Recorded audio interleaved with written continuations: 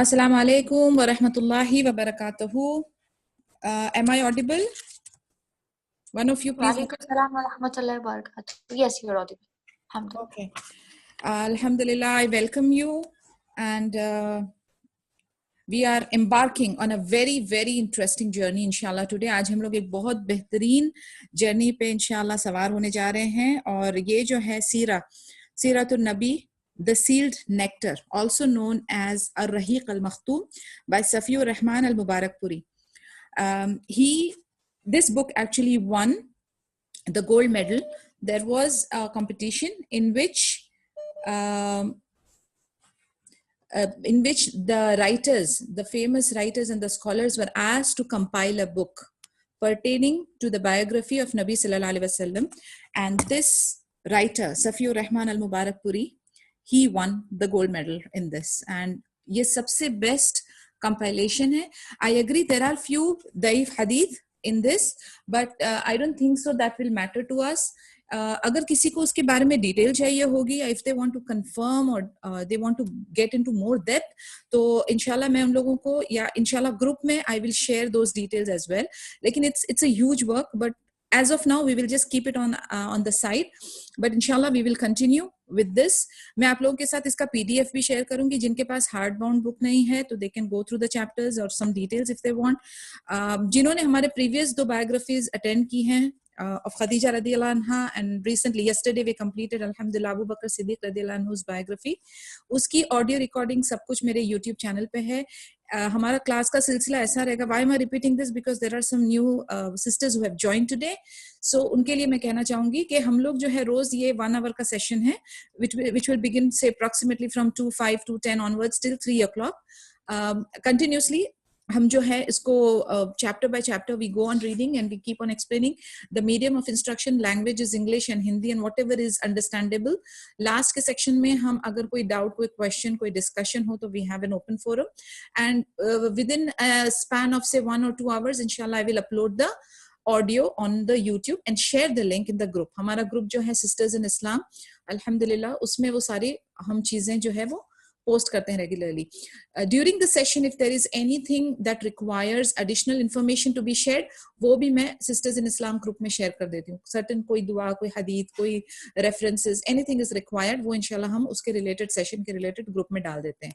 If there is any doubt, any problems, any issues, you are free to personally message me anytime. May Allah make this part easy for us, and we have to always renew our intention. Why are we doing this? Why are we learning about the life of our Prophet Muhammad sallallahu alaihi wasallam?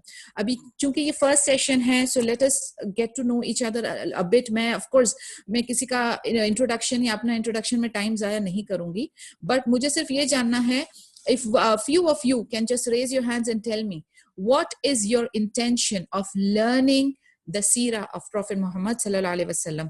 जो reply करना चाहते हैं मुझे please unmute करें, and बारी बारी just raise your hand and please unmute your mic, and let's discuss about this whole intention of what is your reason behind learning about the life of Prophet Muhammad sallallahu alaihi wasallam. हाँ जी, please unmute one by one, or whosoever wants to respond. Yes, Reen, go ahead.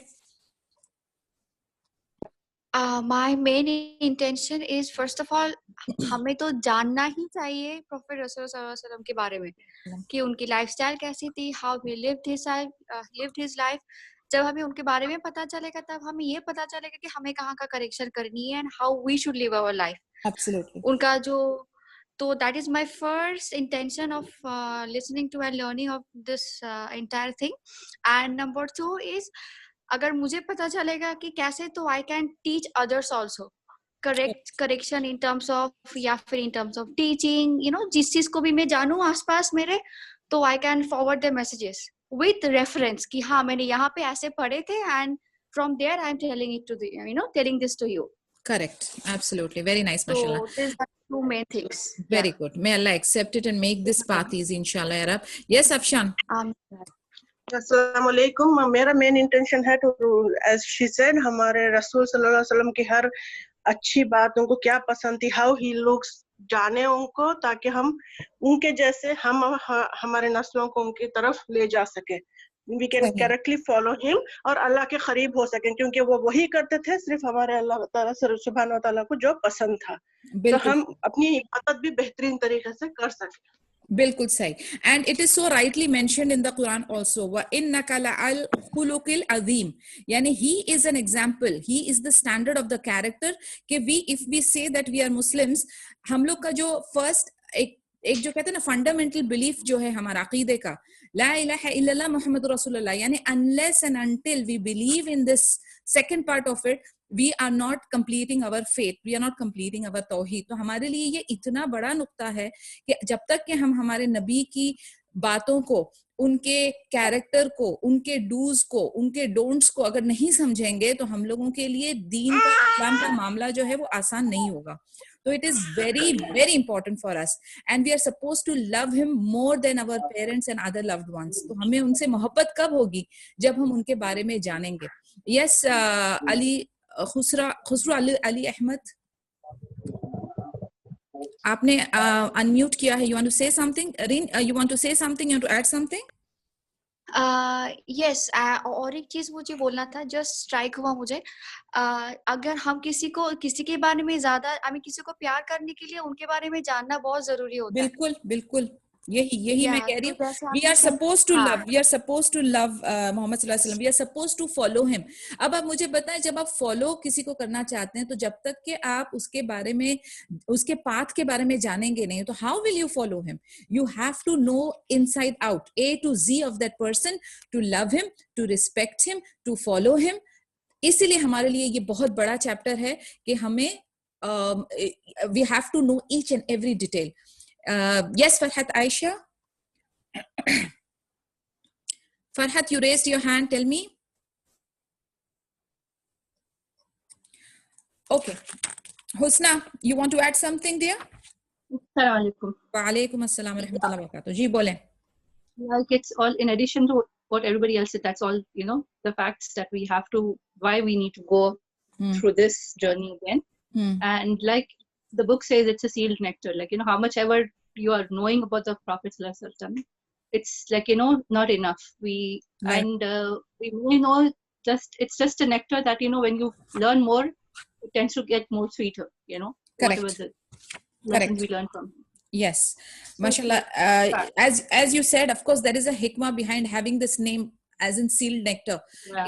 In fact, Quran maybe there is a mention of a Rahiq al-Maktum, if people among you have done tafsir, के ऊपर जो हम लोगों को एक जो मुकर्रब जो हैं उनको जो तस्नीम दी जाएगी ना, that also belongs to something which is like sealed nectar, जो पीने के लिए दी जाएगी जन्नतियों को, तो वो भी जो है it is referred to as sealed nectar। So something which is untouched, something which is pure, something which has an amazing taste, it gives you that immense pleasure। So inshallah bi'idhnillah, we will have this taste inshallah when we go through this journey।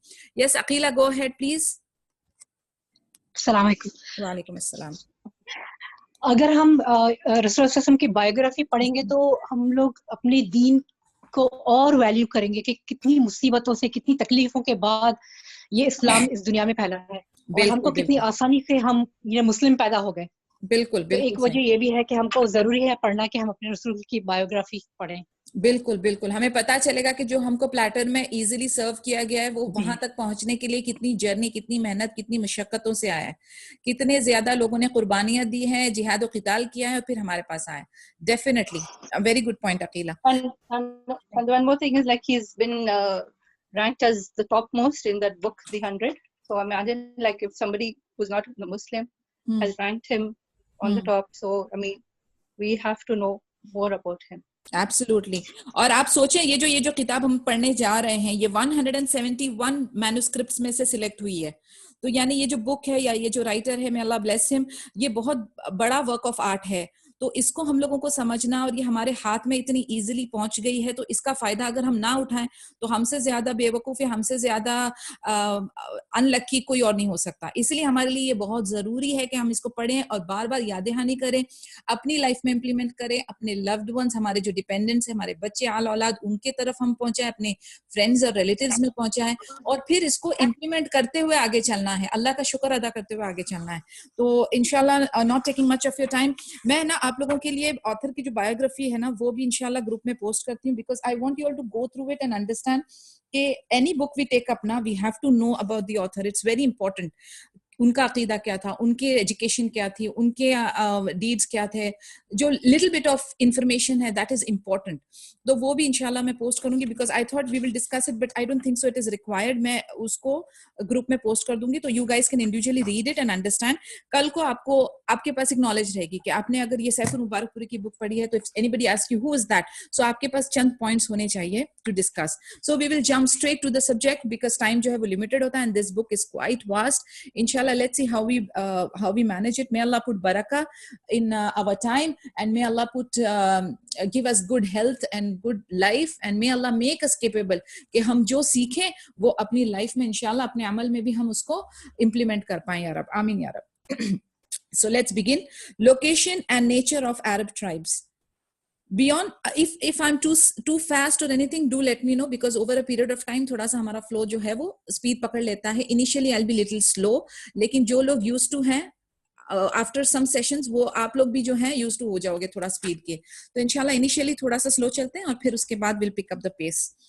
Location and nature of Arab tribes. Beyond a shadow of doubt, the biography of Prophet Muhammad sallallahu alaihi wasallam represents a complete picture of the magnificent divine message that he communicated in order to deliver the human race from the swamp of darkness and polytheism to the paradise of light and monotheism. यानी अब देखें कि ये एक जो journey रही है ना कि अरब वर्ल्ड में जो दौरे जहलियत था वो एक अंधेरा था, वो शिर्क की वहां पर गंदगी थी, तो उसको साफ करते हुए नूर की तरफ, अकीदा तौहीद की तरफ ले जाने के लिए जिसके हाथ में मशाल पकड़ाई गई थी वो हमारे नबी सल्लल्लाहु अलैहि वसल्लम, the selected one, the chosen one थे. An authentic and comprehensive image of this message is therefore only attainable through careful study and profound analysis of both the background and issues of such a biography. In view of this, the whole chapter is introduced here about the nature and development of Arab tribes prior to Islam, as well as the circumstances and environment that surrounded the Prophet's mission. अभी हमारे लिए ये जानना बहुत जरूरी है कि क्या चेंजेस आए नबी सल्लल्लाहु अलैहि वसल्लम के इस्लाम को फैलाने के बाद, क्योंकि पहले जो इनका जो कल्चर था या इनकी जो अरब की जो हालत थी या इनकी जो लोकेलिटीज थी या इनके जो कल्चर्स थे उसके अंदर अंधेरा था, उसके अंदर गुमराही थी, उसके अंदर बदकारी भरी हुई थी. अब हम देखेंगे कि वो अंधेरे से रोशनी की तरफ आने के लिए it was a long journey, और किस तरीके से नबी सल्लल्लाहु अलैहि वसल्लम ने अल्लाह ताला guided him and he went ahead. Linguistically, the word Arab means desert. Arab का जो है लग़वी माना होता है सहरा, and barren land without water and vegetation. So it is, we all know desert सहरा क्या होता है, जहाँ पे ना पानी हो ना हरियाली हो. Ever since the dawn of history, this term has been used for the Arabian Peninsula and its people. As you all know, globally जो है वो center में है, Middle Eastern है, okay? तो west में जो है एक टिपिकल क्लाइमेट है और ईस्ट में जो है एक टिपिकल क्लाइमेट है, लेकिन सेंटर जो है जिस तरीके से अल्लाह ताला ने सिलेक्ट किया है अपने बैतुल्लाह के लिए, अपने नबी के लिए या अपनी कुरान जहां पर नाजिल हुई है उसके लिए, it is the centre of the globe, middle eastern, which is a सहरा, विच इज अ डेजर्ट. तो लग़वी माने ये हुआ कि सहरा जहां ना कोई पानी हो ना कोई हरियाली हो. The Arabian Peninsula is enclosed in the west by Red Sea and Sinai, and in the east by Arabian Gulf, in the south by Arabian Sea, which is an extension of the Indian Ocean. तो geographically हम सबको पता है कि west में जो है वो Red Sea और Sinai है, east में जो है Arabian Gulf है, south में Arabian Sea है जो कि Indian Ocean का ही extension है, और north में जो है वो शाम है, ancient Syria. Syria को previously it was referred to as Sham, or parts of Iraq. The area is estimated between 1 million and 1,300,000 square miles. Numbers याद रखने की जरूरत नहीं, just for our information. Thanks to its geographical position, the peninsula has always had great strategic importance. Considering its internal features, it comprises mostly deserts and arid areas, which made it inaccessible to foreigners and invaders and allowed its people complete liberty and independence through the ages. जहाँ पर यहाँ पर travel करना थोड़ा दुश्वारी है because of the hilly, you can say the desert mountainous area, और इसका infrastructure थोड़ा difficult है to travel and to move. लेकिन दूसरी तरफ ये जो locals हैं, जो उनके जो locals हैं, उनके लिए ये आसानी है कि they can enjoy the liberty. वो अपनी independence आराम से enjoy कर रहे होते हैं. Despite the presence of two neighboring great empires, its external setting on the other hand caused it to be the center of the ancient world and provided it with the sea and land links with most nations at the times. Thanks to the strategic position, the Arabian Peninsula became a center for trade, culture, religion, and art. क्योंकि ये center में पड़ता है, तो definitely links through sea, समंदर के through और road के through connections थे, and ये जो because of its location in the center, इसीलिए ये trade, culture, religion का जो है बिल्कुल epicenter बन गया था. Arab tribes. Arab people have been divided according to the lineage into 3 groups. Arabs जो है वो 3 main groups में तकसीम किए हुए थे. एक थे perished Arabs, यानी ancient Arabs जिनकी जो history है वो खत्म हो गई थी. Like if you remember the qawm of Ad, the qawm of Thamud, the qawm of Tasam, Jadiz, Imlaq, ये जो थे ये यानी lost and forgotten perished Arabs की category में जाते थे. Second जो थे वो थे pure Arabs, वो नस्ल जो एकदम खालिस प्योर थी. They originated from the progeny of Ya'rub bin Yashjub bin Qahtan and were also called Qahtanian Arabs. यानी एक जो इनकी lineage थी. Yes, Reen, you have something to ask? Yeah, can you please repeat the first lineage? उस category में कौन-कौन आता है? First category है perished Arabs की, जो बिल्कुल निस्तो नाबूद और खत्म हो गए थे. Ad, कौम Thamud, then Tasam, Tasm, Tasam, then Jadis, Jadis, Imlaq, Emlaq, and others. ये जो है perished Arabs category है.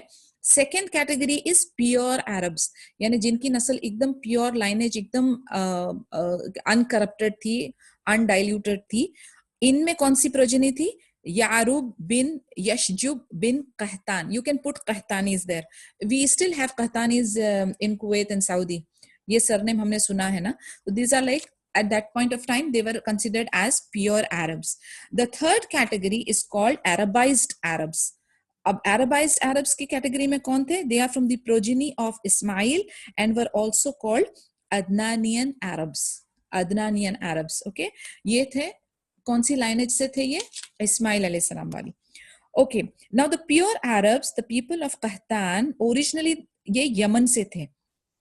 ये जो प्योर अरब्स की जो कहतानी हम बात कर रहे हैं, कहतानियन अरब्स, ये यमन से थे. और ये 2 ट्राइब इनमें थे जो बहुत फेमस थे. एक ट्राइब थी हिमयार और एक ट्राइब थी कहलान. हिमयार जो थे उनके एंसेस्टर्स कौन थे? जैद अल जमहूर, कुदाहा and सकासिक. Okay, don't get confused with the names. ये सिर्फ हम will just run through it. ना इसको मेमोराइज करके ज्यादा याद रखना है. हमने फोकस जो है वो नबी सल्लल्लाहु अलैहि वसल्लम की इर्द गिर्द को हमने फोकस करना है. ठीक है, ये सिर्फ हिस्ट्री हम कर रहे हैं. So let's just go through it. So first pure Arab Qahtan वाले जो थे यमन से थे. 2 ट्राइब्स थे, हिमयार एंड कहलान. हिमयार के एंसेस्टर्स का नाम जैद अल जमहूर, कुदाहा एंड सकासिक था. कहलान के अंदर कौन से एंसेस्टर्स थे? हमदान, अनमार, ताई, मुदाहिज, किंदाह, लखम, जुधम, अजद, औस, खसरज and the descendants of Japhna, the kings of ancient Syria. अब आप देख रहे हैं जो नाम हम लोग सुनते रहे हैं, खजरज, औस, अभी धीरे धीरे it will come to the surface. The Kahlan tribes emigrated from Yemen to dwell in different parts of the Arabian Peninsula prior to the Great Flood, Sail al-Arim of the Ma'arib Dam. यानी ये जो Yemen के जो कहलान tribe था ये immigrate कर गया Yemen से क्योंकि एक बड़ा फ्लड आया था. सेल अल आरिम और मारिब डैम टूटने से एक फ्लड आया था. तो उस फ्लड में they migrated due to failure of trade under the Roman pressure and control of both sea and land routes following the Roman occupation of Egypt and Syria. Remember, I was telling you about the 2 major empires. So the 2 major empires were of Romans and of Persians. तो अब ये Yemen से ये लोग migrate कर गए थे. उसकी 2 वजह थी. एक वजह थी because of the सैलाब that came there, and दूसरी वजह थी कि रोमन एम्पायर का जो है वो प्रेशर उन पे पड़ रहा था and they were controlling वो सी और लैंड. तो वो दोनों ही राउट्स को जो है कंट्रोल कर रहे थे और उनका जो ऑक्यूपेशन हो गया था इजिप्ट और सीरिया में, इस वजह से they started migrating. Naturally enough, the competition between Kahlan and Himyar led to the evacuation of the former and the settlement of the latter in Yemen. तो इनके भी आपस में जो थे, आपको पता है ट्राइब्स आपस में भी पावर और उसके लिए झड़प उनकी होती रहती थी। तो ये कहलान और हिमयार की भी झड़प होने लगी, एक ने दूसरे को हराया और उसने इवैक्यूएट कर दिया। तो एक ट्राइब जो है वो माइग्रेट कर गया, दूसरा ट्राइब जो है उसने सेटल अपनी यमन में कर दिया। The immigrating tribes of Kahlan can be divided into 4 groups. अब ये जो माइग्रेट कर गई थी वो कहलान की ट्राइब थी, हिमयार की ट्राइब जो थी वो यमन में रुक गई। अब यमन में जो रुक गई है उसका कैटेगरी यहाँ पर नहीं मेंशन है। कहलान जो इमिग्रेट कर गई थी उसकी 4 टाइप की सब सेक्शंस ऑफ ट्राइब्स हैं। एक जो था वो था अल अजद, वो जो थे वो यमन में घूमते रहे और अपने under the leadership of Imran bin Amr Muzaiqiya वो कहाँ पर जाने लगे, नॉर्थ में और ईस्ट में माइग्रेट करने लगे। ओके और फिर कहाँ से वो चले, Thalaba bin Amr left his tribe Al Azd for Hijaz and dwelt between Thalabiya and Dhi Qar. When he gained power he headed for Medina and stayed there. Of his descendants are Aus and Khazraj, sons of Harisa bin Thalaba. अभी one of the leaders, यानी ये अलग अलग direction में जा रहे थे, north में और ईस्ट में जा रहे थे। तो लबा बिन अमर जो थे उनकी जो ट्राइब थी अल अजद हिजाज के लिए निकली और वो लोग थलाबिया और ज़ीक़ार, ये जगहों का नाम है, उधर उन्होंने अपना डेरा लगाया। फिर वो कहाँ के लिए निकले, मदीना के लिए निकले और वहीं पर ही रहने लगे। और इनकी जो आगे आने वाली जनरेशन थी वो कौन सी वाली थी, औस और खजरज वाली थी। और उनके बेटे में से फिर हमको मिले थे हारिसा बिन थलाबा। When we had done the previous biography जो हमने अबू बकर की थी उसमें we have seen हारिसा बिन थलाबा का role. Anyway, Harisa bin Amr, known as Khuzaha, wandered with his offspring in Hijaz. अब ये जो हारिसा बिन अमर थे वो कहाँ पर जाने लगे, हिजाज में। फिर वो मर अज जहरान में पहुंचे और उन्होंने हरम को कॉन्कर किया। Finally, they settled in Makkah after having driven away its people, the tribe of Jurhum. तो इनके आने से पहले कौन सी ट्राइब मक्का में थी, जुरहुम। उन्होंने आकर इसको कॉन्क्वेस्ट किया और जुरहुम के जो लोग थे, ट्राइब ऑफ जुरहुम थे, उनको वहां से निकाल दिया। सो इमरान बिन अमर और उनकी फैमिली वो लोग कहाँ पर गए, वो ओमान में गए, where they established a tribe of Azd and his offspring inhabited Tihama and known as Azd of Shuana. Jafna bin Amr and his family headed for Syria. ये अलग अलग डायरेक्शन में जा रहे हैं। आप देखिए, एक पहुंचे मक्का, एक पहुंचे मदीना, एक पहुंचे हिजाज, ओके, एक पहुंचे ओमान, एक पहुंचे सीरिया। तो ये जब इमिग्रेट करे, ये सारे ट्राइब्स जो निकले थे वो धीरे धीरे करके 4 ग्रुप्स थे, वो डिफरेंट डायरेक्शंस में फैलने लगे। सो ये सीरिया में जो निकले, Amr and his family, they settled and initiated the kingdom of Ghassan, who was so named after a spring of water in Hijaz where they stopped on their way of Syria. अब यहाँ पर कौन सी वाली kingdom settle हो रही थी, kingdom of गस्सान। उन्होंने ये नाम इसलिए रखा क्योंकि वहां पर एक स्प्रिंग था, ओके, एक वो थी, वाटर की स्प्रिंग थी हिजाज में, उससे इंस्पायर होकर उन्होंने ये नाम रखा। And this was on their way to Syria. Second tribe जो थी वो थी लखम एंड जुधाम। इनसे बने Nasr bin Rabiah, founder of the Manadhira kings of Hira, ये second category. Third Bani Banu Tai, they also emigrated northwards, ये north में गए थे। और and by the so called Aja and Salma mountains, 2 mountains थे, Aja and Salma.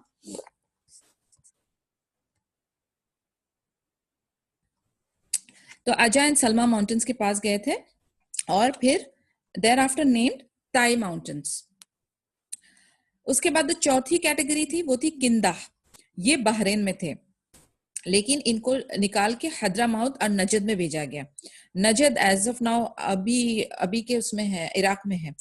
Where they had no power base just as they had none in Bahrain, so they settled in Najd. तो Kinda जो है वो Najd में settle हो गए।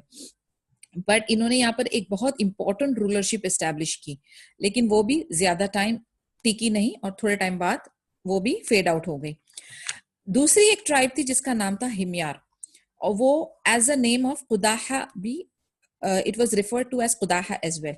इन्होंने भी यमन को छोड़ा और ये समावा डेजर्ट जो है, बॉर्डर है इराक में, उधर सेटल हो गए। The Arabized Arabs go back in ancestry to their great grandfather Ibrahim from a town called Ar near Kufa on the west bank of Euphrates in Iraq. अब ये जो Arabized Arabs थे जो हम लोग थर्ड कैटेगरी जिसके बारे में पढ़ रहे थे, अरबाइज्ड अरब्स, जो इस्माइल अलैहिस्सलाम में से थे और अदनानियन अरब्स में से थे. If you go back to it, तो वो of course इस्माइल अलैहिस्सलाम है, तो definitely इब्राहिम अलैहिस्सलाम is involved in that. तो वो इब्राहिम अलैहिस्सलाम की तरफ पहुंचती है. और एक जो टाउन है जिसका नाम था अर, ये टाउन जो अर है वो कुफा में है, जो कि इराक के पास यूफ्रेट्स है, वेस्ट बैंक, उधर ये इलाका पड़ता है. So excavations have brought to light many details of the town, Ibrahim's family and the religions and social circumstances prevalent at the time. It is known that Ibrahim alayhis salam left Ar for Haran and then for Palestine. तो अभी उनकी journey कैसी थी? उन्होंने अर से रवाना हुए और अर के बाद कहां पर पहुंचे? हरान, another name of a place, और फिर वहां से वो फलस्तीन में पहुंचे, which he made the headquarters for his message and traveled all over the area. फलस्तीन को उन्होंने अपना हेडक्वार्टर बनाया और वहीं से वो फिर दूसरे मुख्तलिफ इलाकों में ट्रैवल करते रहे. जब वो इजिप्ट में गए तो फिरौन ने काफी सारी इविल चीजें की to his wife Sarah, but Allah subhanahu wa ta'ala saved her and the Pharaoh's wicked scheme recoiled on him. यानी if we read in detail about this we will come to know, but यहाँ पर सिर्फ उसका mention है कि उस time के Egypt के जो फिरौन थे उसने काफी सारी evil हरकतें की उनकी वाइफ के साथ, but अल्लाह सुब्हान ताला ने बचा दिया और फिरौन की जो है वो wicked schemes जो थी, evil schemes जो थी, वो नाकामयाब रही. He thus came to realize her strong attachment to Allah Azza wa Jal, and in acknowledgement of her grace, the Pharaoh rendered his daughter Hajra at Sarah's service. बहुत interesting story है ये कि how Hajra came into life of Ibrahim alayhis salam, and जब वो फिरौन ने, जालिम ने, जब वो समझ लिया कि अल्लाह ताला से इब्राहिम अलैहिस्सलाम का या अल्लाह ताला से सारा का कनेक्शन क्या है, तो फिर उन्होंने अपनी एक बेटी जो है वो उनके सर्विस के लिए दे दी. सारा गेव हाजर टू इब्राहिम अलैहिस्सलाम एज अ वाइफ. सारा जो थी उन्होंने हाजरा को एज अ वाइफ गिफ्ट किया इब्राहिम अलैहिस्सलाम को. इब्राहिम अलैहिस्सलाम फलस्तीन में रिटर्न हो गए. हाजरा ने इस्माइल अलैहिस्सलाम को पैदा किया. इस पर सारा जो है वो जेलस हो गई. You know females they are, यानी उनकी नॉर्मल फितरा में है. Initially she gifted, and now when when Hajra is giving birth to Ismail alayhi salam, Sarah जो है वो थोड़ी jealous हो गई. And then she forced Ibrahim alayhi salam to send Hajra and her baby away. उनको force किया कि आप जो है उनको uncultivated valley जो है हिजाज में उधर भेजें, by the sacred house, exposed to the floods from the north and south. He chose for them a place under a lofty tree near the upper side of the masjid in Makkah. अभी Ibrahim अलैहि सलाम ने Hazra and infant Ismail अलैहि सलाम को लेके रवाना हुए, जहां पर ना तो कोई इंसान थे, ना कोई भी आबादी नहीं थी. दे वर अलोन, और ना तो कोई पानी था. और फिर वो उनको वहां पर छोड़कर फलस्तीन में वापस लौट गए. सिर्फ उनके पास एक लेदर केस था और कुछ चंद खजूर और एक पानी का वेसल. अपनी बीवी और अपने इन्फेंट बच्चे को छोड़ के निकल गए. और थोड़ी ही देर में उनका पानी और खाना जो था, खजूर थे, वो खत्म हो गए. लेकिन अल्लाह ताला की नेमतों को और अल्लाह ताला के रहम को हम अच्छी तरह जानते हैं. वो किस्सा कैसे फिर हाजरा जो थी वो सफा और मरवा के पीछे दौड़ी, एंड देन फिर वो कैसे जमजम का चश्मा फूटा and all that, we all know about it. So वो सारा इंसिडेंट हुआ. अनदर यमनी ट्रब, एक और जो यमनी ट्रब इंपॉर्टेंट वाली थी, जुरहुम द सेकंड, वो भी आकर मक्का के पास हाजरा की परमिशन के बाद वो उधर आके रहने लगी. क्योंकि जब जमजम आ गया और फिर जैसी पानी आ जाता है, आपको पता है सहरा में जैसे एक मिराज बन जाता है, फिर थोड़ी सी प्लांटेशन शुरू हो जाती है, एनिमल्स एंड बर्ड्स जो है वो आने शुरू होते हैं. जहां पानी होता है वहां पर फिर हरियाली और फिर ठिकाना लोगों का और जानवरों का बनना शुरू होता है. तो ये जो ट्राइब आई थी उनके पास रहने के लिए उनकी परमिशन से, वो ये वाली यमनी ट्राइब थी जुरहुम, ठीक है, वो आकर उनकी परमिशन से उधर रहने लगी. उन्होंने उधर अपना डेरा बनाया और बसर अपना किया. ये सही अल बुखारी में भी मेंशन है कि the tribe had come to Makkah before Ismail alayhi salam was a young man, while they passed through the valley long before this event. यानी पहले एक बार वो इस वादी से गुजर चुके थे, and then when Hajra and Ismail अलैहि सलाम का डेरा वहां पे जम गया था एंड पानी एंड सब हरियाली और वेजिटेशंस हो गए थे, तब फिर दोबारा जब इनका हुआ तो they took the permission and they started living there. Ibrahim alayhi salam used to go to Makkah from time to time to see his wife and son. And Ibrahim alayhi salam जो है अपने बीवी और बेटे को मिलने in betweens frequently आया करते थे मक्का में. The number of these journeys is still unknown, but dependable historical references have mentioned 4 instances. यानी अभी कितनी दफा वो मक्का में आए थे वो अल्लाह आलम, बट जितने हमारे पास रेफरेंसेस मिलते हैं उसके हिसाब से एटलीस्ट 4 times का रिकॉर्ड है. Allah the Sublime states in the Noble Quran that he caused Ibrahim alayhi salam to see in a dream that he was sacrificing his son Ismail alayhi salam, and therefore Ibrahim alayhi salam prepared to fulfill his order. This is mentioned in Quran, Surah number 37, 103 to 107. Please mark कर दीजिए ये सूरा, because what I would want you to do is just go back, इसकी आप अच्छे से तफसीर पढ़ें तो you will know the history much better. अच्छी स्टोरी आपको समझ आएगी और लिंक आप कर सकेंगे.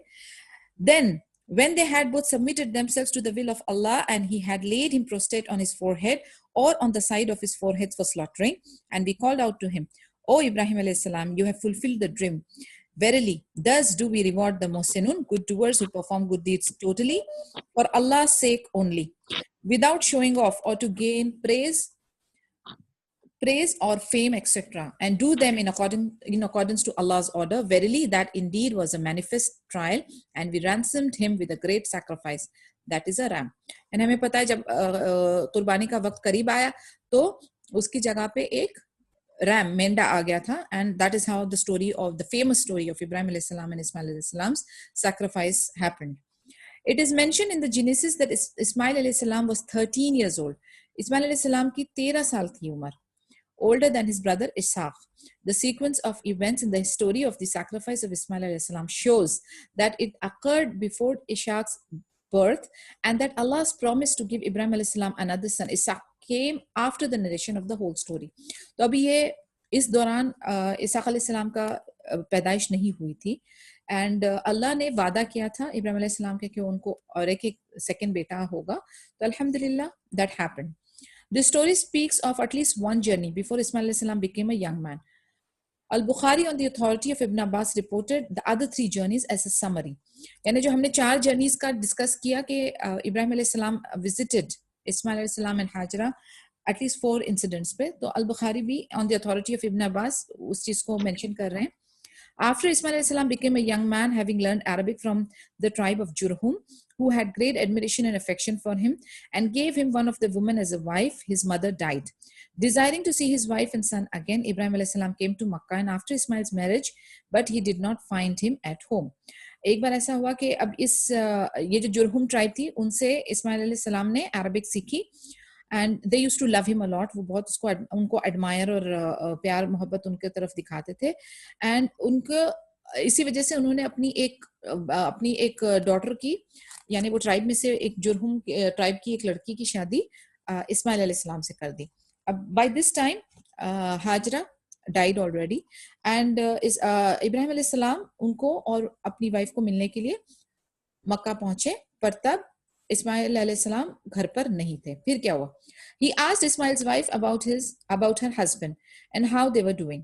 जैसे उन्होंने खैर खैरियत पूछी, लाइक आपको पता है कैसे आप यानी एज एन एल्डरली पर्सन आप नॉर्मली खैर खैरियत पूछेंगे, you just inquire how are things, how is life and everything. तो उन्होंने उनकी बेगम से पूछा, अपनी बहू से, तो वो स्टार्ट करी कंप्लेन करना. She started complaining about poverty, और so he asked her to tell Ismail. अभी इब्राहिम अलैहि सलाम is a very wise man, बहुत इंटेलेक्चुअल बंदे थे, and he understood what is the scenario at home and किस टाइप की सिफत ये वाइफ रखती है. तो उन्होंने एक मैसेज दिया. Now it is a coded message which only a father and son can understand. उन्होंने उनको कहा कि इस्माइल अलैहि सलाम को बोलो change his doorstep. Okay, अपने ये जो जमीन है आगे की दरवाजे की उसको बदल दें. इस्माइल अलैहि सलाम understood the message, divorced his wife and got married again. अभी इसमें point to be pondered. Many of us see, हम लोग सारे जो हैं वो different situation, different social status, different cultures को बिलोंग करते हैं. हम जो है अल्लाह ताला ने हम सबको अलग अलग तरीके से नवाजा है, और हम कोई भी कंप्लेन नहीं कर सकते कंपेयर करके दूसरों के साथ कि अल्लाह ने उसको ऐसा दिया है, उसको इतना दिया है, मुझे ये दिया है, मुझे ये बीमारी है, या मुझ में ये कमियां हैं. A person can be pessimist and a person can be optimist. आधे ग्लास ऑफ पानी को आधा ग्लास फुल देख सकते हो या आधा ग्लास खाली देख सकते हो. Being a Muslim, being a believer, being a person who is following the religion of Islam, हमारा दीन हमें क्या सिखाता है? हमारा दीन हमें ये सिखाता है कि हम अल्लाह की जो नेमतें हमको मिली हैं उसका अगर हम शुक्र अदा करते रहें और उसी को पॉजिटिवली लेकर चलते रहें तो अल्लाह विल गिव मोर बरका, अल्लाह ताला उसमें और बरका डाल देंगे. Whereas on the other hand, अगर हम जो हमारे पास नहीं है उसकी कंप्लेन करते जाएंगे तो जो हमारे पास है वो भी नेमतें धीरे धीरे डिमिनिश हो जाएंगी. ये वाला चैप्टर हमको हमारे दिमाग में, हमारी लाइफ में हर वक्त हमें इम्प्लीमेंट करते हुए चलना है. सबर एंड शुक्र एंड अस्तगफार. अच्छे दिन है अल्हम्दुलिल्लाह, आजमाइश है अस्तगफिरुल्लाह. दिस इज द टू की टू सक्सेस. तो एक बात हमेशा अपने जहन में गांठ मार ले, दिमाग में बिल्कुल एक नेल डाल दें कि at any given point of time अल्हम्दुलिल्लाह अला कुल्लि हालन, अल्हम्दुलिल्लाह ततीमु बिस्सालिहात. अल्लाह ताला का शुक्र अदा करने की कमी नहीं करनी चाहिए. जैसे कि एक और यानी जिस मोटिवेशनल मैसेजेस आते रहते हैं उसमें you must have seen somebody is complaining कि भाई मेरे पास एडिडास या नाइकी के शूज नहीं है, एंड देन सडनली आपकी एक जगह पे नजर पड़ी तो वो दूसरा बंदा उसके पैर ही नहीं है. I mean, you're complaining about the brands, you're complaining about silly, stupid, हकीर दुनियावी चीजें.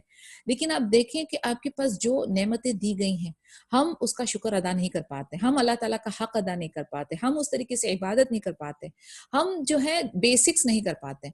And that is the reason कि जो नाशुक्रा बंदा होता है वो कभी भी सेटिस्फाइड नहीं रहेगा, कभी भी उसको सकीनत मुतमइन्ना स्टेट नहीं मिलेगी, क्योंकि उसका जो दिल का जो गड़ा है वो कभी नहीं भरने वाला. There are n number of hadith in this regard कि अगर एक पूरा उहुद पहाड़ जैसा अगर मिल जाता है सोना तो दूसरे की चाहत होती है. We have to limit our desires, we have to control our नफ्स. जब हमने अपनी नफ्सों को खुले धाड़ जैसे खुले सांड की तरह छोड़ दिया है तो आप जो है कभी भी मुतमईन नहीं होंगे. आपको जो है जितना अल्लाह ने नवाजा है अल्हम्दुलिल्लाह करना है, शुक्र अदा करना है, and then you wait and watch. अल्लाह ताला will put amazing barakah in it. May Allah make us among those कि जो हम जो है शाकिरीन हो सकें, हम जो है साबरीन हो सकें और हम जो है वो जो सकीना है उसको हम महसूस कर सकें, अपने दिल में हम इत्मीनान महसूस कर सकें. आमीन या रब. So what happened? बेटे ने जो है अपने डैड की एडवाइस, अपने वालिद की एडवाइस बिल्कुल अच्छी तरह से समझ लिए और उन्होंने अपना डोर स्टेप मसलन फर्स्ट वाइफ को डिवोर्स किया and he married again. According to the most common narration, he married the daughter of Mudad bin Amir, the chief of the Jurhum tribe. Once more, Ibrahim alayhi salam came to see his son, but did not find him at home. He asked his new wife the same question, upon which she thanked Allah. See, the most important word. जब दोबारा से फिर इस्माइल अलैहि सलाम ने एक मुदाद बिन अमर जो chief थे जुरहुम ट्राइब के, उनकी बेटी से शादी की. दोबारा से इब्राहिम अलैहि सलाम का वहां से गुजर हुआ and he came to see his son. And again, Ismail alayhi salam is not at home. And उन्होंने उनकी वाइफ से, अपनी बहू से सेम वही सवाल पूछा, जिस पे उनकी वाइफ का, सेकंड वाइफ का रिएक्शन क्या था? She thanked Allah azza wa jal. Ibrahim alayhi salam asked her to tell Ismail alayhi salam to keep his doorstep. अब उन्होंने क्या कोड भेजा, क्या मैसेज दिया कि ये जो है ये दहलीज को पकड़ के रखो. ठीक है, पहली वाली दहलीज को उन्होंने कहा बदल दो, इसको कहा इसको संभाल के रखो. And went back to Palestine. तो इस्माइल अलैहि सलाम गॉट द मैसेज कि this is a right kind of a life partner. Actually एक और एक चीज मैं यहाँ पे मेंशन करना चाहूंगी कि दीन के आसानी के लिए, यानी जो हमारी क्वेस्ट है टू जन्ना, हमारी सबकी जद्दोजहद क्या है कि अल्लाह ताला हमसे राजी हो जाए, अल्लाह ताला हमको जन्नतियों में बेहतरीन आला दर्जा दे, उसमें शामिल करें. लेकिन उसका पाथ जो है ना वो बहुत डिफिकल्ट है. Okay, but with Allah's help and हिदाया everything is easy. लेकिन इसको दुनियावी लिहाज से इजी करने के लिए if you have a very supporting spouse तो बहुत आसान हो जाता है. अब हम लोग जो है ना काफी सारे complain, again as I said, हम लोगों का एक फितरा है, वी कीप कंप्लेनिंग. किसी ना किसी जगह पर हम लोग यही कंप्लेन करते हैं या एक्सपेक्ट करते हैं कि हमारे स्पाउसेस जो हैं वो आइडियल हो, हमें हमारे दीन के लिए हमारी मदद करें, हमें हेल्प करें, हमें एड करें, असिस्ट करें. हम इल्म सीखना चाहते हैं तो हमारी हेल्प करें, हम कुछ फॉलो करना चाहते हैं तो उसमें भी हमारी हेल्प करें, हम एक दूसरे की हेल्प करें. लेकिन यकीन करें आइडियल सिचुएशन किसी की भी नहीं होती. आइडियल सिचुएशन के लिए बहुत मेहनत लगती है, बहुत कुर्बानियां लगती हैं, बहुत दुआएं लगती हैं. My advice to all of my sisters who are listening right now is कि ये जो दुआ है ना, रब्बना हब लना मिन अज़वाजिना ज़ुर्रिय्यातिना क़ुर्रता अयुनि वजअलना लिल मुत्तक़ीना इमामा। तशहुद में, सुजूद में, डिफरेंट औकात ऑफ दुआए कबूल में पढ़ते रहा करें, कसरत से पढ़ें, एक दूसरे के लिए दुआ किया करें, अपने स्पाउसेस के लिए दुआ किया करें। क्योंकि आप यकीन करें, जब आपकी फैमिली स्ट्रक्चर, जब आपका स्पाउस, जब आपके बच्चे इकट्ठे होते हैं ना ये जर्नी में आपके साथ, तो उसका मजा और लुत्फ ही अलग है। एंड द एंटायर माहौल जो है उसकी एक अलग खुशबू है। तो आप जो है ना इस चीज की कोशिश करें कि अगर कुछ कमी पेशी है, आई टोटली अंडरस्टैंड, हर एक लेवल ऑफ ईमान पे नहीं रहते हैं, लेकिन कोशिश ये करें कि सब इकट्ठे एक जमा के तौर पे रहें और अल्लाह से और कुरान से उनका रिश्ता उतना ही गहरा हो जितना आप चाहती हैं या जितना आपका है, या उससे ज्यादा हो इंशाल्लाह। लेकिन हमारे बच्चे और हमारे स्पाउसेस हमारे कुर्रतुल आयून, हमारी आंखों की ठंडक बने, हमारी आंखों की किरकिरी या चुभन ना बने, इसकी कोशिश हमको बहुत करना है। अब इसके लिए जो की पॉइंट्स है विच आई सेड इज दुआ, number 1। Number 2 is you have to make sure कि आपके अमाल स्ट्रेट हों, क्योंकि ये जो है ना चंद रिश्ते आजमाइश की तरह होते हैं हमारे, तो ये बहुत जरूरी है कि हम हमारे अमाल जो है वो बिल्कुल स्ट्रेट रखें। एंड बच्चों का मामला जहां तक रहा, इट्स अ पेरेंटिंग फीचर जो कि बहुत इंपॉर्टेंट है कि आप जो कुछ भी अपने बच्चों से करवाना चाहते हैं आप खुद करें। They listen with their eyes, तो आप जो उनसे करवाना चाहती हैं आप खुद करें, दे विल कॉपी यू इंशाल्लाह इवेंचुअली। और साथ साथ में दुआ का सिलसिला कभी खत्म नहीं करना, इस्तिखारा का सिलसिला कभी खत्म नहीं करना, क्योंकि ये 1 या 2 या 3 या 4 महीने की बात नहीं है, मैं कह रही हूँ मुसलसल सालों साल करते जाना है, जब तक आपकी सांस चल रही दुआओं का सिलसिला चलने दें। क्योंकि जब आपका पार्टनर आपको सपोर्ट करेंगे तो आपका जन्नत का रास्ता इंशाल्लाह बहुत आसान हो जाएगा। एंड जैसे कि हम लोगों के पास नरेशंस मिलते हैं, वी सी के जो रिलेशनशिप का मेंशन है कि जन्नत में आपको कौन मिल रहा है, आपका पार्टनर मिल रहा है, तो ये रिश्ता जो है ये बहुत बहुत डिवाइन है, इट्स अ ब्लेस्ड रिलेशनशिप। इसकी कदर करें, अपने हस्बैंड्स की कदर करें। अल्लाह ताला ने इतने मिलियंस बिलियंस में से आपको शादीशुदा बनाया, इतने मिलियन बिलियंस में से आपको माँ बाप का दर्जा दिया, तो हर नेमत का शुक्र अदा करें। अल्हम्दुलिल्लाह सुम्मा अल्हम्दुलिल्लाह। So third time Ibrahim alayhi salam came to Makkah to find Ismail alayhi salam sharpening an arrow under a lofty tree near Zamzam.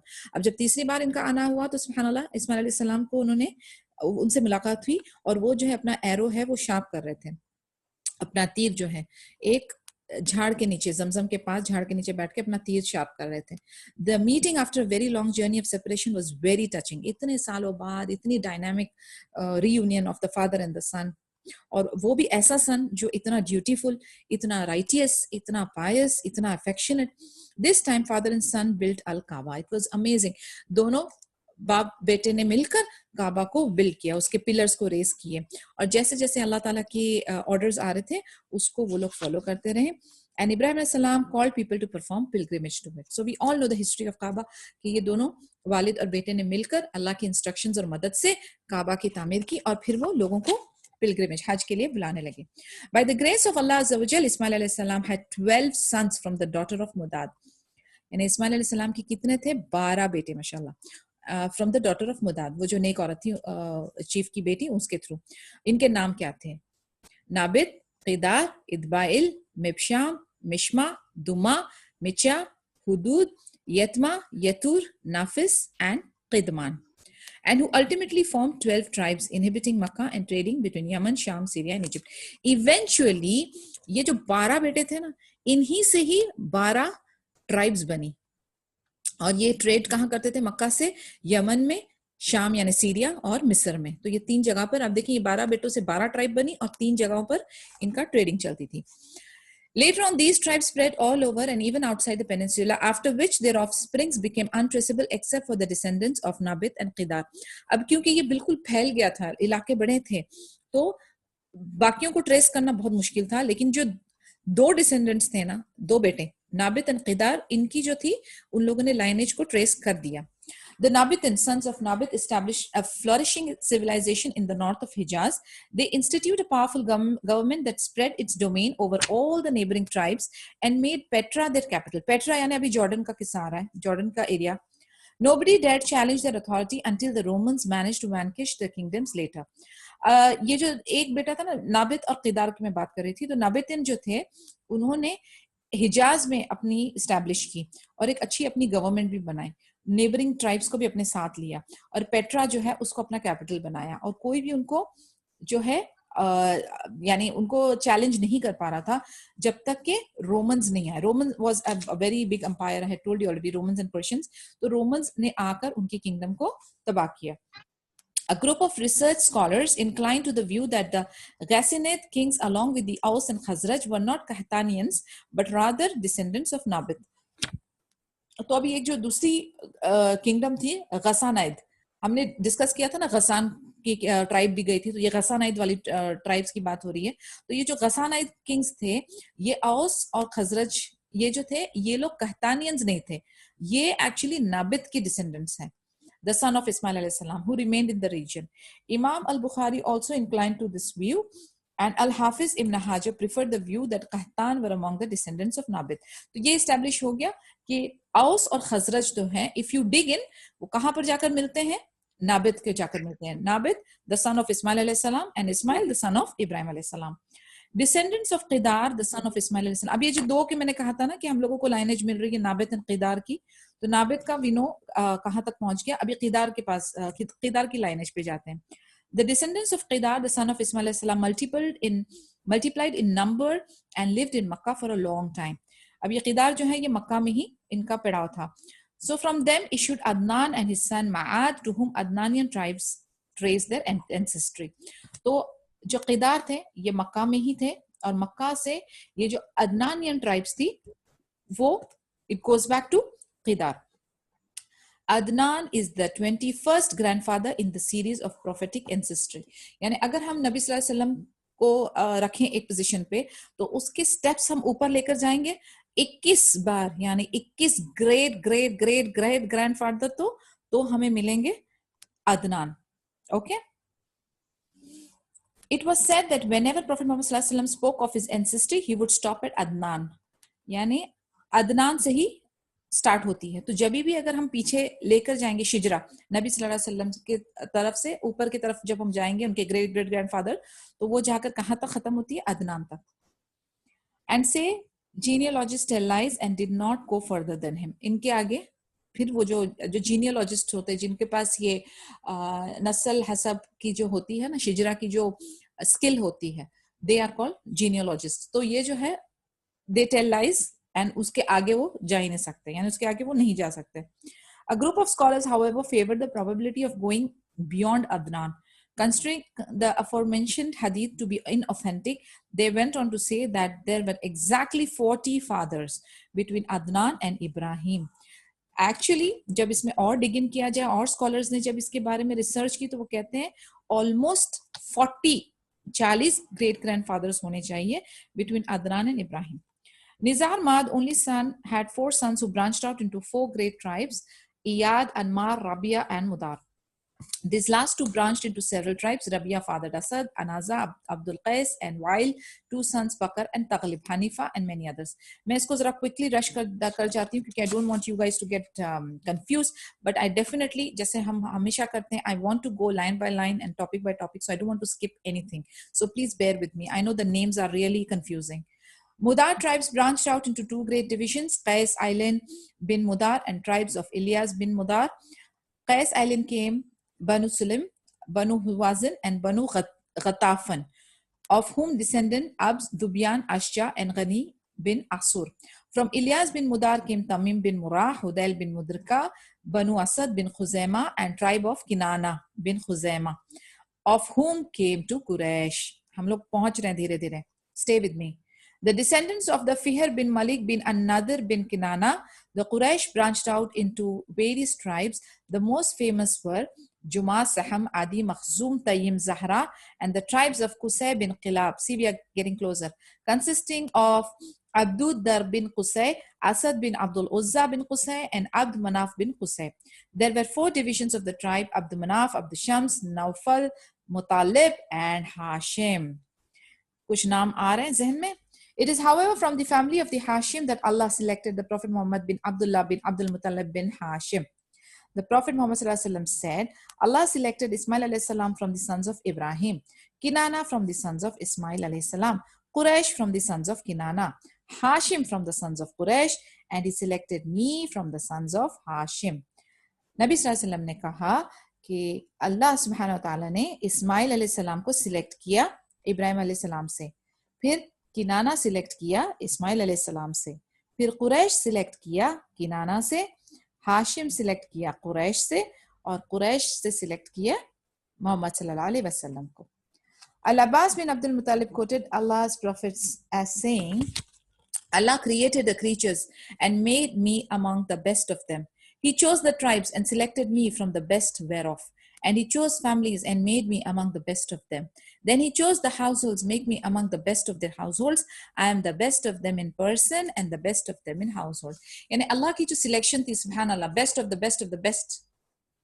Best deen, best nabi, best lineage, best kitab. Just imagine, he chose the best for us. यानी अल्लाह ताला का plan क्या होगा. अगर एक चीज के ऊपर हम गौर फिक्र करें, for all those who are born Muslims, आपको इस चीज का एहसास होता है कि अल्लाह ताला selected you to be the Muslim, he selected you to be the खलीफा ऑफ हिज मैसेज. यानी आपको अल्लाह की तरफ से सिलेक्शन आई है by default that you are a Muslim. It's not a small thing. And for all those lucky sisters जो माशाल्लाह रिवर्ट हुई है इस्लाम में, आप सोचें, आप you have additional extra love because आपके लिए और भी ज्यादा अजर है, आपके लिए और भी ज्यादा नेमतें हैं. यानी going against with the original default setting, आप लोगों को अल्लाह ताला ने आपके किसी अच्छे अमल के वजह से आपके ऊपर ये रहम किया and you have come to the fold of Islam. This is not a small thing. अगर नेमतों में से नेमतें अगर हमें सिलेक्ट करने की या हमें सोचने की जरूरत हो हम किसकी कद्र मंजर करें, तो देखिए आप you're a born Muslim. अल्लाह ताला ने आपके लिए बेस्ट रिलीजन चूज किया है, आपको बेस्ट नबी दिया है, आपको बेस्ट किताब दिया है, आपको ये इतनी बड़ी किताब जो कुरान हमारे हाथ में है, it's a biggest miracle in your hand. So you should be thankful. बाकी सारी नेमतों को साइड में रख दें, सेहत, रिश्ते, आपको वेल्थ, आपको हेल्थ, आपको एजुकेशन, आपको खाना, आपको छत, लीव इट असाइड. लेकिन ये नेमतें आप देखें कि how did he bestow the best religion to you and best humankind, the best household. See how Allah Ta'ala has selected the Nabi for you.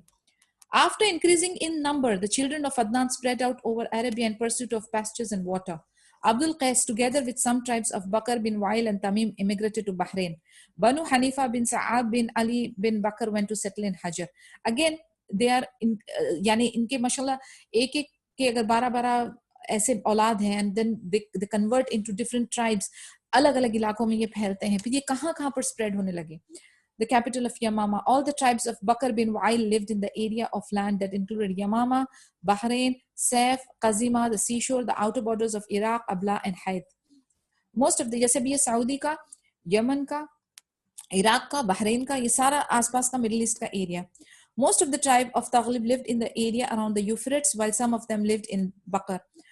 Banu Tamim lived in the desert of Basra, Banu Sulaim in the vicinity of Medina, on the land stretching from Wadi al-Qur'an to Khaybar towards the Hara. Thaqif dwelt in Taif and Hawazin east of Makkah, near Autas to the route of Makkah to Basra. Banu Asad lived on the land east of Taima and west of Kufa, while the family of Tai lived between Banu Asad and Taima. They were at a distance of 5 days from Kufa. Dhubyan inhabited the area between Taima and Hawran. Some divisions of Kinana lived in Tihama, while some of the Quraysh dwelt in Makkah. ये जो किनाना tribe है, ये भी it comes in the lineage of Muhammad sallallahu alaihi wasallam. तो इसमें भी 2 जगह पर ये बढ़ गए थे. एक तिहामा में थे और कुरैश जो थे वो मक्का में थे. The Quraysh remained completely disunited until Qusay bin Kilab managed to rally their ranks on honorable terms, attaching great prominence to their status and importance. तो इस तरीके से हम लोग पहुंच गए हैं Quraysh and Makkah. So this is where we have to focus on. Adnan, Kinana, Quraysh and Makkah.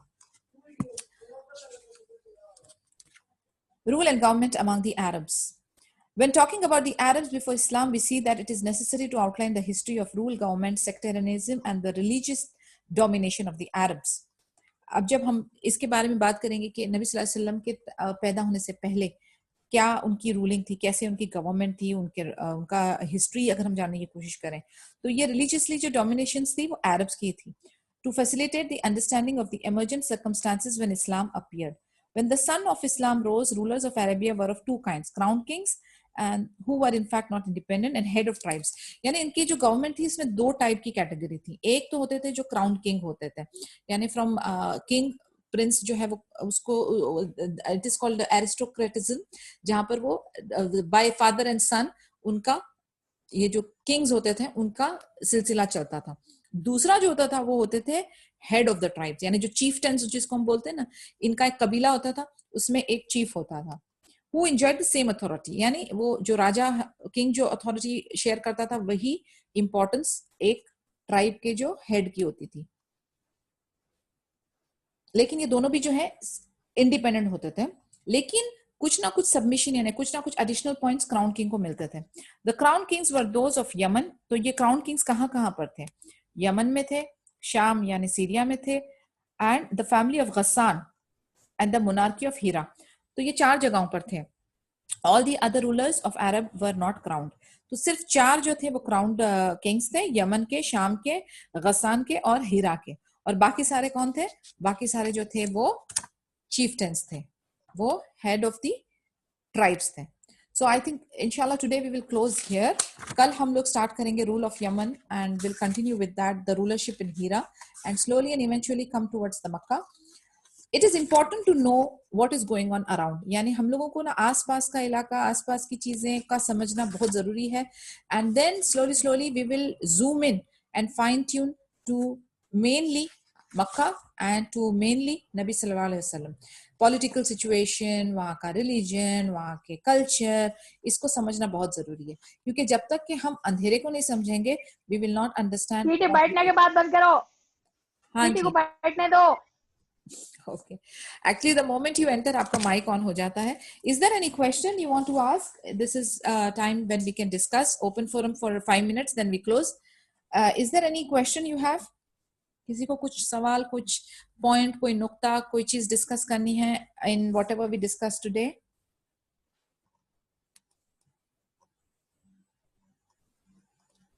Reen, Husna, Bashira, anybody? No, nothing. It's fine. Nasreen. Okay. Alhamdulillah. जज़ाकल्लाह खैरन मेरी तरफ से। Okay. So inshallah, no worries. I will upload the audio. अगर किसी का कुछ miss हुआ या कुछ, अस्सलाम वालेकुम। yes, वालेकुम अस्सलाम रहमतुल्लाह. We can share it also. Nasreen, बस इससे यही पता चल रहा है कि हमें आपने जो बात कही कि शुक्र और अल्हम्दुलिल्लाह का साथ लेके चलेंगे। Yes. तो इंशाल्लाह ताला अल्लाह ताला देखें उन खातून के लिए मुझे वो बड़ी टच की ये बात कि देखें एक बात से कि उन्होंने बस शुक्र किया तो देखें अल्लाह ताला ने हर चीज चेंज कर दी। रहती दुनिया तक उनके लिए नाम उनका रहेगा। बिल्कुल। और आप देखें कि यानी वो वाली भी जो खातून जो नाशुक्री किए बना किया, उन्होंने एक सेंटेंस में बोल दिया, अपनी पूरी जिंदगी काया पलट दी उन्होंने। हाँ, तो यानी ये एक जो शुक्र की जो हम बात करें ना, तो इसके ऊपर यानी we can talk hours and hours because इतनी सारी हदीसें, इतनी सारी वर्सेस हैं कि अल्लाह ताला राजी हैं उनसे जो शुक्र करते हैं, अल्लाह ताला उन्हीं को नवाजते हैं जो शुक्र करते हैं। तो हमें at any given point of time अगर कभी बीमारी, कोई मुश्किल, कोई आजमाइश आए, मैं वाई मी, जब हमारे पास नेमतें आती तब हम नहीं करते ये कंप्लेन, राइट, कि भाई मुझे क्यों अल्लाह ताला नवाज रहा है, मैं तो इतना नेक बंदा नहीं हूं, हम नहीं कंप्लेन करते। लेकिन हम पर जहां थोड़ी सी सख्ती आती, क्योंकि आप एक बात जहन में रखें, ये हदीस को हमेशा अपने जहन में रखा करें कि बिलीवर के लिए, मोमिन के लिए ये दुनिया जो है प्रिजन है, मोमिन के लिए ये दुनिया जो है वो आजमाइश, इट्स अ टेस्ट। लेकिन नॉन मुस्लिम्स के लिए ये दुनिया जन्नत है, क्योंकि अल्लाह ताला ने हमारे लिए एक बिगर, बेटर, फॉरएवर वाला प्लान बनाया हुआ है। तो उसके बारे में वो गोल हमको लेकर चलना है। We cannot be satisfied. ये छोटी छोटी कंफर्ट जोन और लग्जरीज में हम ज्यादा हमें खुश होने की या फैलने की जरूरत नहीं है। हम लोगों को अपना गोल ध्यान में रखना है एंड हर वक्त अल्लाह का शुक्र अदा करना है, अस्तगफार की कसरत करनी है। जिसने ये 2-3 चीजें पकड़ के चली, सबर, शुक्र, अस्तगफार, माशाल्लाह उसके लिए कामयाबी है, उसके लिए सुकून है, उसके लिए बोलते ना इत्मीनान है। और जो नाशुक्रे रहे वो कभी भी खुशी नहीं पा सकते, they will never be satisfied. So अपने दिल में ये जो शुक्र वाला जो नुक्ता है ना, वो अल्लाह ताला आपके दिल में डाले, इसकी भी दुआ करें, क्योंकि इसमें हमारा कोई कमाल नहीं है।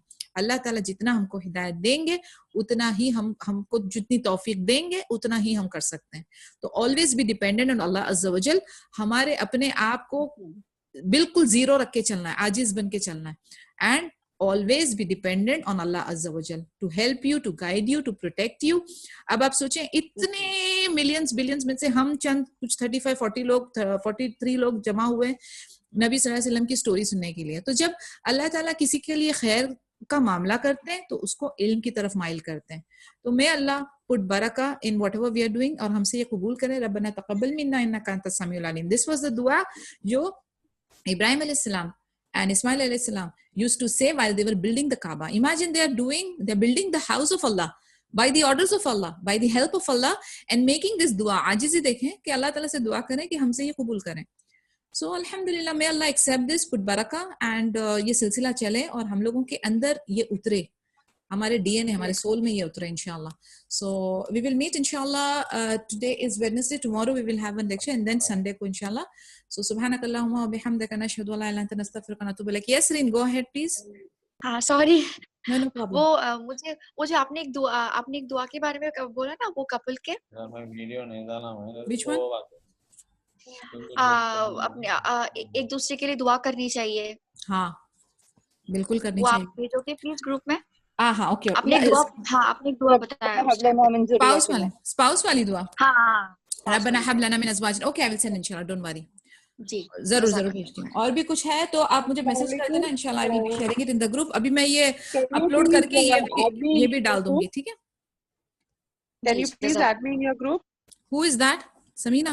This is Samina.